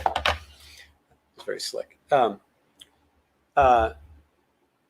Okay, so for a long time, I hosted charity events here in Las Vegas, including the St. Baldrick's Foundation. I shaved my head 3 or 4 times for kids with cancer, donated my hair to Locks of Love. Because of that, I received this thing called Jason Green Day here in Las Vegas by the mayor for that charity stuff. So I would go on stage and I'd host these events. And sometimes it's hard. Sometimes you talk 6 hours at a time. Sometimes you talk about topics that were, sad. Kids with cancer is a really hard thing to try to make an entertaining event out of. With that said, we'd have a lot of kids who beat cancer, and there was nothing more motivational than that. But anyway, so I would host these events, and I always wanted to be Howard Stern or David Letterman. And at the end of these events, people would always come up to me and say, "Hey, you're really good at this." And they bring celebrities in. One time it was Adrian Zmed from Grease 2, and I just asked him funny things that I liked. And then then they brought in Rascal Flatts. I didn't know much about Rascal Flatts, but I made it fun, and turned out to be a good interview. So I spent my life listening to Howard Stern, spent my life listening to David Letterman, and I thought, I want to do something like that, and I thought, if I can do an interview, I'm just like all of you, I want to ask the questions, and if I can build it up, like I said, I'm going to ask the questions that other people seem to be scared to ask. I don't care. What are they going to do? Log out? You did it. You said it. I asked Joey Allen if Bye Bye Love by the Cars sounds a little bit like Down Boys. Of course it does. It's stolen. It's completely stolen. And he was honest and said Jay Lynn stole it. And he said he's lucky they didn't get sued, that the Cars kind of liked him, or they were from the same hometown. And the same with, I asked the guy, Tommy Scio from Tesla, Jane's Addiction Mountain song, Tesla Hang Tough, a little similar? Of course it is. Did they steal it? Who knows? Maybe it's similar. It's the same bass line. Jane's Addiction came first. I like the Tesla song better. All right. So anyway, and I like to talk. And as you can tell, I've been on here with you guys. There's 100 of you watching, though, so I'm into it. And I just try to keep it real, try to have fun, not be scared to ask the questions. And yeah. Now, here's a question about Funko Pops. Me and my moderator, the Sin City Collector, we were opening Funko Pops all day long. Mystery boxes, chase roulette, all for the other channel, which you should go look at the other channel. I don't know if you've subscribed to it, but if you haven't, The World of Jason Green, please do. So the question is, should I hold on to my set of Kiss Funko Pops or sell them? Okay, Roberto. Roberto, you've got to tell me, do you have the original Kiss Funko Pops or do you have the new Kiss Funko Pops? Because that is a world of difference. Thank you, Sin City Collector. He's right, because that's where the pop talk is. But I will answer that question here. But it depends, because the new ones, there's a lot of them, and they are creeping up in value. I'll be honest. I've got like 10 of each, and they're creeping up. The old ones, though, I don't really see. I'm tricky when it comes to Funko Pops. Jason Green, they did steal the name. The Funko Pops, I kind of believe in aging them. So the Rock Pops, there's like 250. They're about to put out 50 more before the year's over. And as they put more out, those older ones are going to go up. Those Kiss ones are low numbers. I opened up an Ace Frehley one today. Not Tommy Thayer. Tommy Thayer is a later one. Opened an Ace Frehley today. And they're going to be hard to get. There's going to come a time when those Kiss ones are going to be valuable. There's also a set of Kiss Chase Funko Pops. And those are like $1,000 a piece, between $500 and $1,000, depending on the member. They're very hard to find. They're very rare. So I'm working on the old set. I don't completely have it yet. Heavy Metal Beer Club, you have the second set. Yeah, I'd hold on to it for a minute. And listen, hopefully you bought it because you like it. I buy things because I like it. Makes it harder to sell, though. David Hargrove. I love the Tiffany interview. I must admit, I did have her CD back in the day. Now listen, Tiffany, I was a Debbie Gibson fan. Don't tell her. But I grew up in New York, and she was from Long Island. And I don't know, I thought Debbie Gibson was kind of cute. But Debbie Gibson was like, she can sing show tunes, and she's a beautiful singer, piano. But Tiffany is the rocker. Tiffany's got the crazy stories. I don't think she wrote a book, but she should. Tiffany's a party wild girl, and she's very cool. And, you got to remember, Tiffany was young when she started. So she's still young, and she looks great. Tiffany's hot. So, and she was a good interview, and I'm glad people watched it. And if you haven't watched that one, go watch the Tiffany interview. My goal with this channel is that you watch interviews because you like to see the way that I interview the people and my take on it. And then maybe you're going to learn about somebody new. That's when Howard Stern will have a guest on, and I go, I don't care. He had a James Corden on the other day. I go, I don't care a thing about that guy. But then Howard Stern always makes them interesting. Next thing you know, I'm like, oh, James Corden. All right, he's interesting. So that's one of my goals, that you guys listen to Roberto. Yes, gracias. That's my Spanish for the day. I'm glad you like the channel, and I appreciate it. But so I want you to watch it to see how I handle it. And that's also why, and I'm not just promoting the Patreon, even though I'm going to paste it in the link right now, is I want you guys to ask some questions. And when I do that, by the way, I'm going to read your name, and I'm going to say Jonestown. I can't remember what the hell is. Hold on. The Jonestown autopsy. I'm going to say Jonestown autopsy in Pahrump. I don't know where you are. I apologize. Would like to know, something. So, okay. I'm trying to read everything. I apologize. Name a few of your favorite albums, artists. Yeah, I want to talk about all my favorite bands, and for some reason, I'm drawing a blank. Just drawing a blank. You should look at my pop collection. But I mean, I grew up on the same stuff that everybody else did. But I mean, my favorites: the Ramones, the New York Dolls, the Heartbreakers, Dead Boys. That's my favorite. Starting on punk music. Now, you're showing me the serial number for that. Cincinnati Collector will know better than me, but I believe that says 20, which means it's the newer. It's the newer series. You have the newer series. You have Eric Singer and Tommy Thayer, but I would still hold on to it. I wanted to answer some of these other. I'd hold on to them, Roberto, as far as the pops go. Okay, Megadeth or Metallica? Yeah, I want to have Ron McGovney, and I want to have Lloyd. I can't think of his last name. Grant. Those are the guys from Metallica that I think I could get. Megadeth, I had David Ellefson, and I'm going to tell you guys a scoop. I'm going to give you an exclusive, because there's 91 of you still watching, 94 of you still watching this. I did speak to David Ellefson just the other day. Obviously, David Ellefson has a little bit of a controversy. I think it's kind of bullshit. I don't think that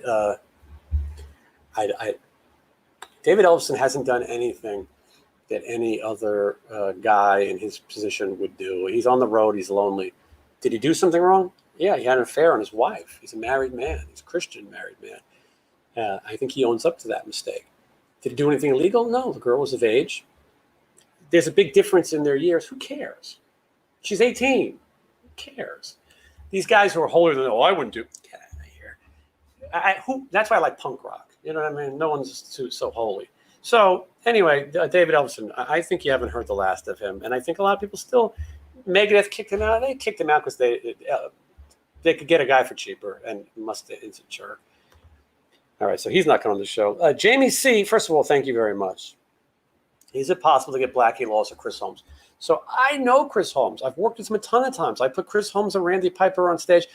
Chris Holmes lives in Europe, and obviously he doesn't have social media. His wife runs it, and she has not answered me. So we need to go to her social media and his page and tell them that you'd like to see Chris Holmes on Waste Some Time with Jason Green. These people need to hear about it. I'm grassrootsing this thing. Thank you, Jamie. I would love to have someone help me with the research, help with the social media, the promotion. I got to do Instagram, Facebook. I'm not complaining. I love this, and I'm glad that you guys support me. But it's so much work. So go to these people and tell them you'd like to see on my show. I've hit people before, and they go, you know what? I've heard about it. Most people watch this and go, wow, that's cool. And most people, when the interview's over, they tell me that was fun. You ask stuff that other people don't ask.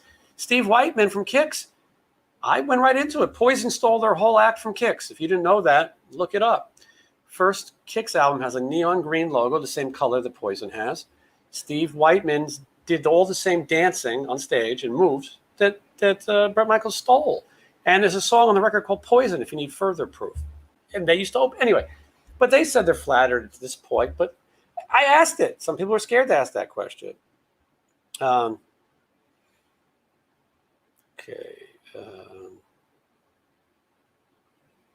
Hello, Steve from Maine. Thank you for watching. Okay. He said, good question, but I don't see the question. Hold on. Well, first, there's this one. I've met Dave Ellison. Yeah. Listen, people make mistakes. I mean, isn't that what life is about? Yeah, he screwed up. Dave Ellison screwed up. I think he would admit that. But I will tell you that I'm going to ask him to come on and tell his side of the story when the time's right. It's a bad time. Right now, he needs to lay low. But I just don't. What's Mike Vincent's question? I missed it.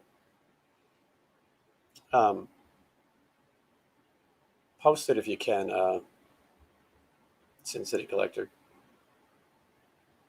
You say you like punk rock. What about the Demons and the Elliott Kid? Now, that was a great band. Sure. Well, listen, I don't know what that is, Pee Wee King. So do me a favor. Send me some links to that. I'll listen to it. I know I grew up on New York punk rock, late 70s, early 80s. That's the punk that I knew and liked. I'm learning about West Coast, but I mean, I know some of it. Listen, I played in a punk tribute band. I played a million songs, but I don't know everything, obviously. So you can send me a link. What is the question that I missed? No, see, now this is a good question. You're asking, is he too heavy for the channel? Gary Holt. I would love to have Gary Holt from Exodus. Nobody's too heavy. It's just gotta, first of all, they gotta want to say it. Someone asked me about Savatage, Johnny Lee Middleton from Savatage and Trans-Siberian Orchestra. I'm gonna, he's gonna be on soon. And so, no one's too heavy. We had Alex Skolnick from Testament. A good story is a good story.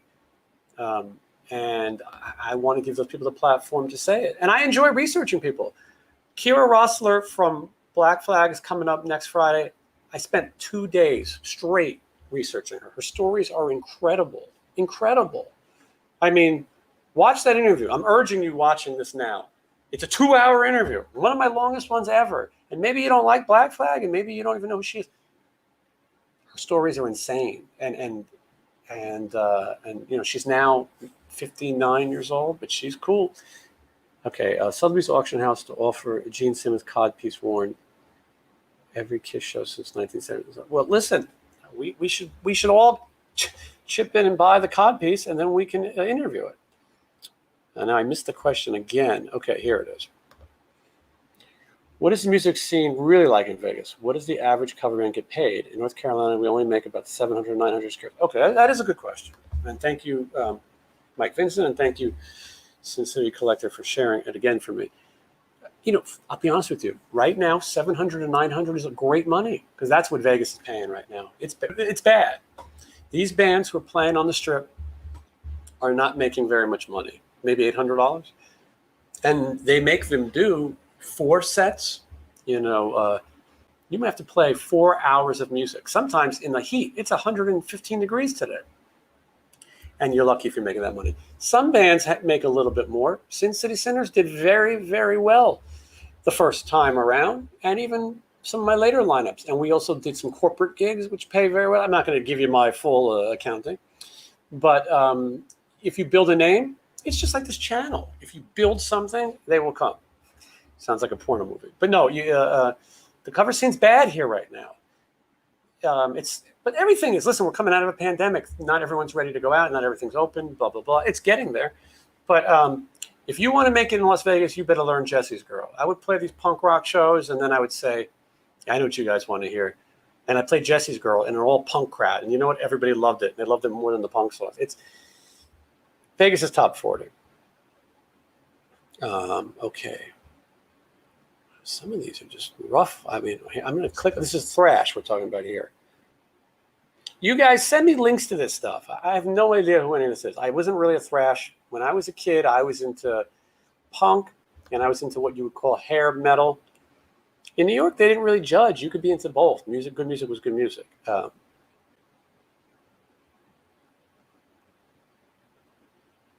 Here's a question that says, I love the punk band Death. Yeah, there's a group of black dudes from Detroit came up in the 70s. Yes, I saw it. There's a documentary about them. It's really good. Okay.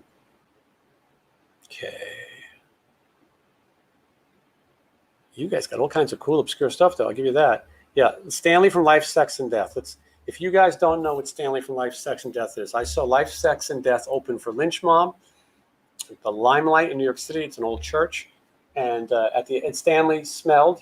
Their singer was allegedly a homeless person. I think he might have been crazy, but they said he used to be a genius. Who knows? Anyway, he rode in the back of their, Ryder truck, and he smelled horrific. And so he was living the act. Axl stole his moves from Davy Jones. Well, everybody's got to get something from someone. Where do you send links? Well, that's a good question. So the way to get me is TheWorldofJasonGreen at gmail.com. And don't get mad at me that I don't respond right away. I'm really bad at it. I'm really slow. But I do get that's the best place to get a hold of me. And or Instagram. Cincinnati Collector here. He knows. He's good. Jason, JSIN_Green. Go to any of my videos that has all my contact information. And that would be great. And subscribe to the new channel, and don't forget someone you didn't buy into the gimmick. Obviously, it was a gimmick, but I'm just telling you, this guy had nothing to prove to me and my one friend at 4 a.m. He was completely in the gimmick, and he smelled so bad, like it was bad. So I don't know. We're getting a lot for Gary Holt. Well, let's get him. I want him. Gary Holt's had some career. I just don't know how to get these people. So, I'll be honest, it drives me crazy when I see these guys who have 10 subscribers, and then they get somebody, and I'm like, why? We're actually doing business. We have 100 people in here right now watching this. That's a good thing. That means we can move product. And then here's my Instagram link. So thank you. That is easier for me to respond to. The email gets insane. Okay. Best CBGB's memories. So let me tell you, I'm a little bit young to have seen CBGB's. Best by far. I go to see Deborah Harry play CBGB's. I didn't have a ticket. I had a record that I wanted her to sign. She showed up right before she goes on. She had a hood on. She took my record, and she's signing my record as she's walking into CBGB's. Chris Stein was with her. And next thing you know, they just kind of let me go. I was in CBGB's seeing Deborah Harry. Also that night, a few people that were there. Anthony Kiedis from the Red Hot Chili Peppers. Flea from I go into there was a pizza pool place next to CBGB. It was connected. I go in there, and there's Matt Dillon and Flea having a conversation, and nobody cared. It was just kind of cool. I have a picture of it somewhere. And then Joey Ramone, of course. And there's one other big one there. Sean Lennon was standing. I mean, everybody. It was a who's who, but talk about seeing something amazing. And then I talked to McSweet about it. The Bullet Boys played a private show because they were on tour Poison. And Poison, someone got sick or canceled. And they played. I saw the Bullet Boys play CBGB's to a few people. I also saw the Cycle Sluts from Hell play CBGB's. If you listen to my record, Sin City Rejects, there's a song called The Death of a Nation. It's the title of the record, and it's the title track. And on that record, there's a lyric that I wrote where I say CBGB's. It's Should We Dare to Dream No More, CBGB's is a fucking clothing store. And yes, it's sad. It's an overpriced clothing store. Really ridiculous overpriced clothing store. But anyway, you should check my record out, by the way. That you can listen to for free. Go to Spotify. Do whatever you got to do. Go find. I appreciate it. John 5. I know John 5, but I sent an email. He didn't respond. I think John 5 thinks he's too cool for school. I saw John 5 play with an artist named Leah Andrioni. Google her. She was like a singer at the time when all these Lilith Fair chicks were. And he was playing acoustic guitar there. He's a nice guy. I know just as much about monsters as he does. I probably know more, to be honest. And I got all kinds of cool. I'm looking at all my Universal Monster Funko Pops. So I'd love him to come on. We'd have a great conversation. Now that I badmouth him, he probably won't. I'm getting a lot of Tim Scold. I get it. You guys know him? Send me his social media. Find him. Harry K. Cody. What's he doing? I want him. And don't forget to hit the like button. That's a good point. Thank you. 98 people watching. I hope some of you are liking this. All right. So let's. I don't want to stay on here forever because I just feel like people are going to get bored. So I'll try to answer a couple more questions. It's funny. I was like, I'm going to go check my see how subscribers are doing. We need to see how subscribers are doing because that's what helps to keep this thing going. When I picked Waste Some Time with Jason Green as a name, it was to promote my song. But man, is it obnoxious to type. I'll tell you that. Okay.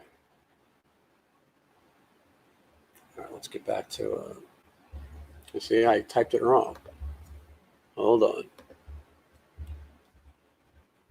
You guys put up with me this long. All right, what do we got going on here? Ken Mary. Pablo Percussion, Ken Mary, huh? That was an obscure one, right? Kane Roberts is coming up too, I should mention.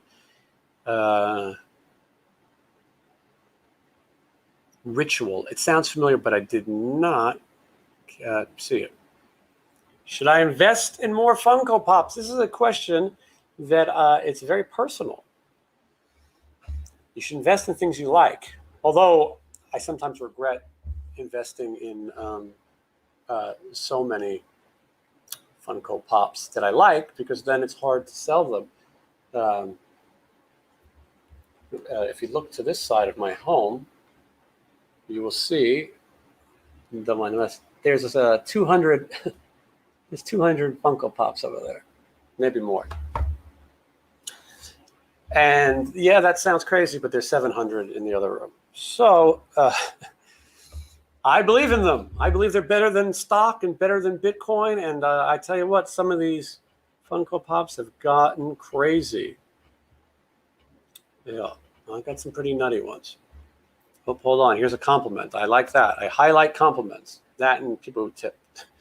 All your interviews are really well done. I dug the Domino one. Thank you. Frank Domino is a friend of mine from Angel, and he was one that I thought maybe not enough people are going to like. It was a long one. I remember, wow, it's a long interview. But people really enjoy it, and I thank you. And he's got a great story. Angel's an interesting story.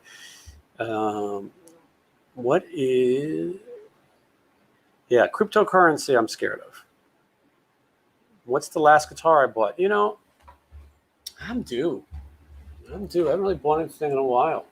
I also believe in buying cheap guitars for the most part. If you're going to play in a punk band, you know, you're going to beat these things up. This is a Fender Squier, right? So everyone insults the Squier. Oh, it's cheap. It's cheap. This thing, you go beat the hell out of this thing. It's going to stay in tune, but it's also... it sounds fine. Basses go boom. What do you want it to do? What do you think is going to happen? And this is like a $200 bass.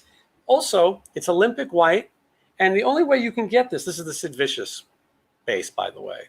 It's the Fender P bass, but this is the only way to get Olympic white with the black or whatever wood maple fretboard is to get this cheap one. So that if you're going to be punk, you need to play a Fender P bass. My action's a little high. I mean, I played this thing for I think I played 75 shows. I haven't even changed the strings on this thing. I don't plan on it. You know, a wise man named James Jamerson once said, possibly the greatest bass player of all time. When they told him he should change the strings and the bass is dirty, he said, the gunk brings the funk. In my case, the gunk brings the punk. So anyway, but I'm due for a new... I want Squier to give me a deal. That's the tough thing, you know. I know my record's not selling millions, or not being listened to for free by millions. But here's another Funko Pop question. All right, I like these Funko questions. Can you spread some light on why the Funko Pop Kirk Camp became so popular since you know Funkos? Chris, I'm glad you asked that question. This is an easy one to answer. So the way Funko works is they put out, in a band case, they put out all members of the band. There's always one that they put out less of. So, and then there'll be a demand for it. And then it'll sell online a few times. And then the price, called the PPG, they factor in those eBay sales, it goes up. So for whatever reason, there's a ton of James Hetfields, tons. They also reissue the James Hetfield. If you look at the bottom of your pop, it'll say the year. So there's one from 18, one from 19. Every year they make more. You can go buy that James Hetfield Funko Pop for retail right now. So, but you can't buy the Kirk. You can find Lars. James and Lars are everywhere, just like typical of Metallica, how they control everything. But you couldn't find Kirk as much, and so the Kirk price went up. Guns N' Roses, Axl and Slash are constantly reprinted. They just made them again. They're old, though. These are old pops. They're numbered like 48 to 50, that range. But they keep making them. But they don't keep making Duff. The Duff is the valuable pop. So in every band, there's usually one guy who's the valuable one. Cincinnati Collector, if you can think of anyone on those examples, chime in. But the Duff pop is the good one there. The Kirk Hammett one is the good one there. And in Motley Crue, it is Nikki Sixx. I've been trying to put together some Motley Crue collections because I think that's a good sound investment. Pop's on the rise, as they say. But Nikki Sixx is huge. But the other ones will creep up. Vince Neil's creeping up now. Mick Mars, those Nikki Sixx is about $100. Those are about $50. The other guys, Metallica, Robert Trujillo is going to be the sneaky one because no one thought to buy him, and then all of a sudden they're going to go, "Oh, I need him for the set." So yeah, well, I'm thinking you looked at the Walmart website because I don't think they'd have it in the store for $80, but the website, yeah, it's about a it's about a $50 pop. You can buy that Kirk Hammett pop for $50, $55. Duff, you're going to pay $55 to $60. This is a good point. If you do the super chat, I can definitely see your question and highlight it. It definitely helps because I'm reading a lot and I'm missing a lot. There's 104 people here still watching. I would have logged off. I thought this was going to be 20 minutes. I appreciate you all watching, and I appreciate all the super chats too. I've never seen the Lemmy, but they're Filthy Animal and Fast Eddie Funkos. No, they should be. There's 3 Lemmys. That's it. There's a gold Lemmy. It's called the Rainbow Statue, even though it doesn't look like it. There's one of them playing bass, and there's one of them smoking. They make records. There's an Ace of Spades record that those guys are pictured on, and there's a Lemmy pop inside. But they have not made Filthy or Fast Eddie. They should be great. But, you got to remember, Funko's a major corporation. The rock pops are almost not frowned upon, but most people who collect Funko are fans of the superhero pops and comic books. That's kind of anime. That's kind of what the genre is. So we're lucky they make any music. Sometimes I see one and I go, oh, I can't believe that one slipped through, a rock pop. But they do become pretty rare because I don't think they reissue all of them. Yeah, Lars is $19.99. That's about right. That's fair for a Lars. That's a James Hetfield, though, is like $10. And I'm going to be honest with you, there was a time when the James Hetfield was expensive, and I bought 25 of them. Star Wars pops can be expensive. I hope I'm not I feel like I'm going to have to get the new channel, and then I'll have to talk about the new channel, do the Funko stuff over there, and do the music like. The music stuff here. Look at that. What do you know? I shared the. I don't know which channel that is. That's the new channel, The World of Jason Green, which I need you guys to subscribe to. Have you done it? If you're hanging out with me this long, we have 8. That's good. When we started the day, we had 0. Do I have a Facebook account? I do. And let me tell you the tricky thing about Facebook. I get a lot of requests on my personal Facebook, and I stopped accepting. And I'll tell you why. I don't want to know about politics. I don't want to know about pandemic. I don't want to argue with people. There is a Waste Some Time with Jason Green Facebook page, facebook.com/waste some time with Jason Green. That page, perfect. We talk about nothing but the channel. But on my personal page, man, I got to watch out because there's just too many people who disagree and fight. And this is a good one, by the way. Good point here. Sin City Collector. Kirk Hammett is the creature from Black Lagoon. Very rare. They made 2 Universal Monster pops of Kirk Hammett. He's a big collector of Universal Monsters also. One, he's the creature from the Black Lagoon, and the other one, he's Frankenstein. And I do want them. They're expensive. I got to get a P.O. box. I see all these Funko guys on there, and they're like, oh, I need this one, I need that one. And people just send it to them. I wish it was that easy. Oh, it's okay, Roberto. I think we... here's a good one. So back to the music.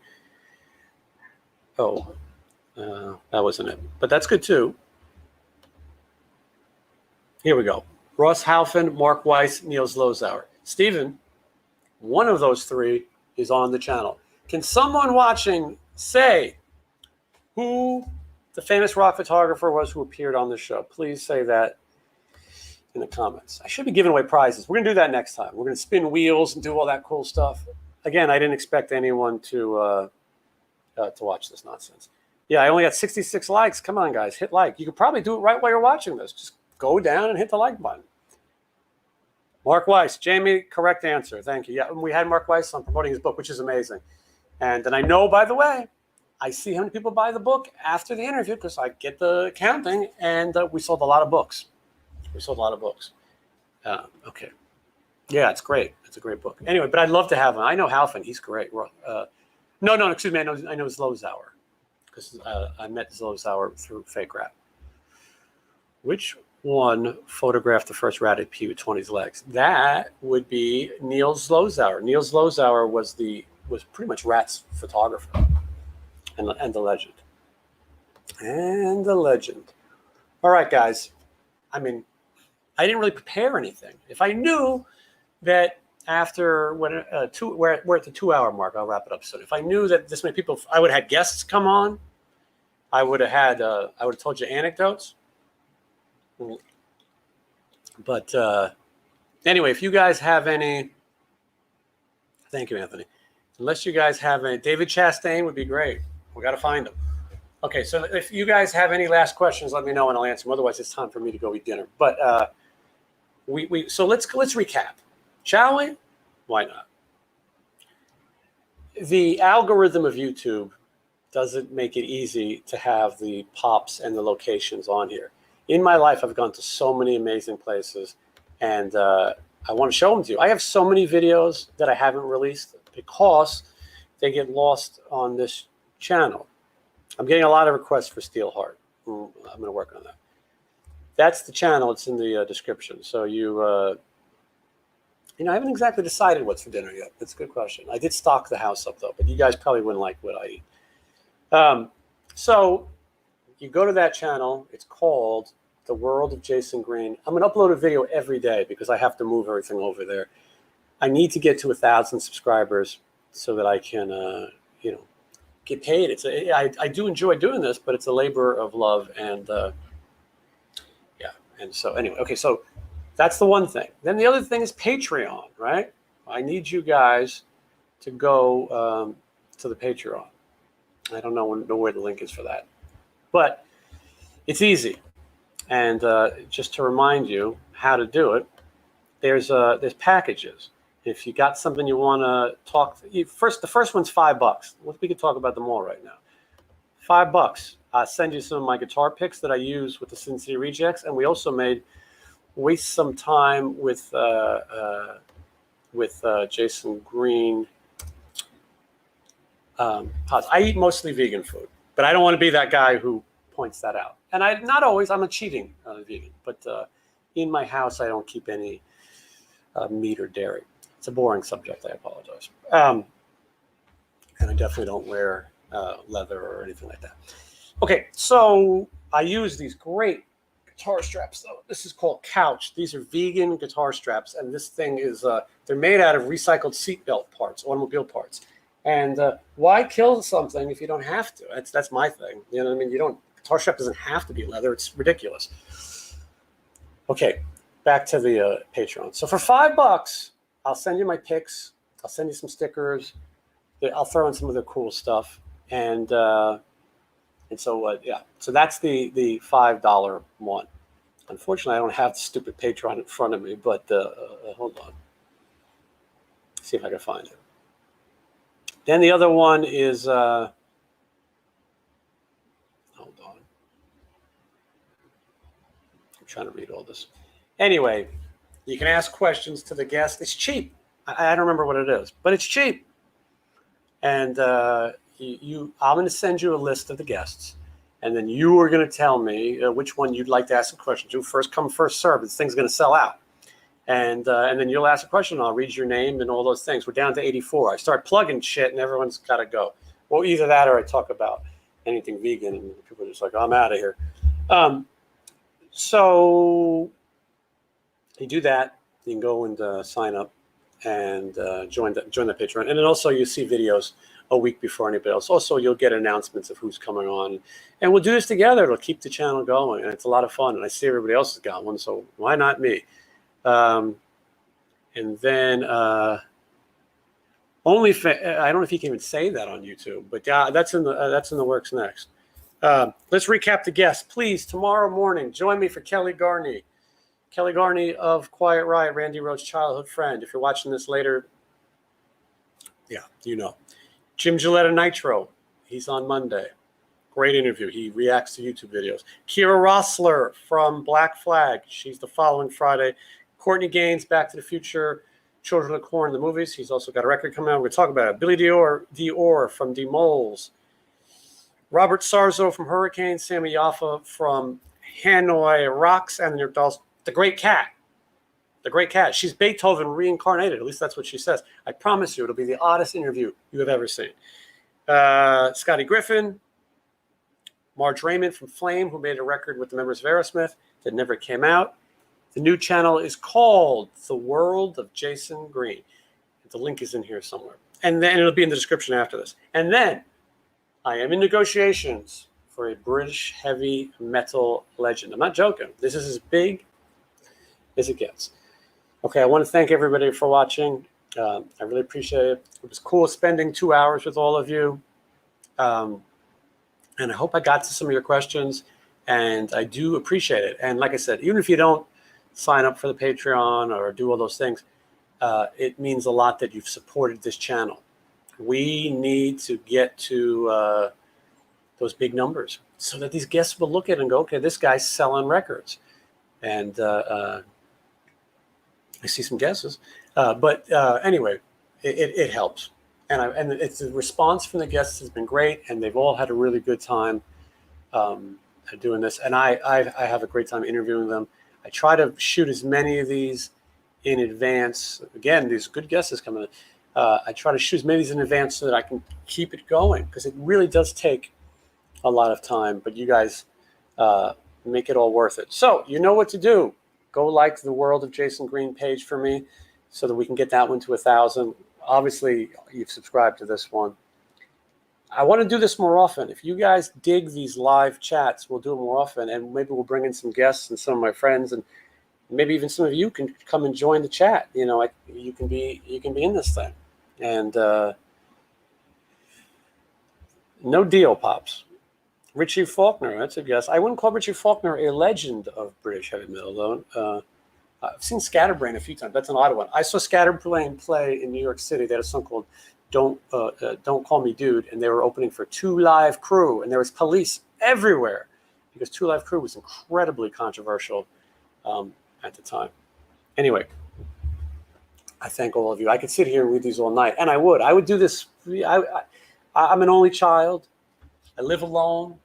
I could just sit here and you guys could be my family, but you'd probably get sick of me because that's what happens.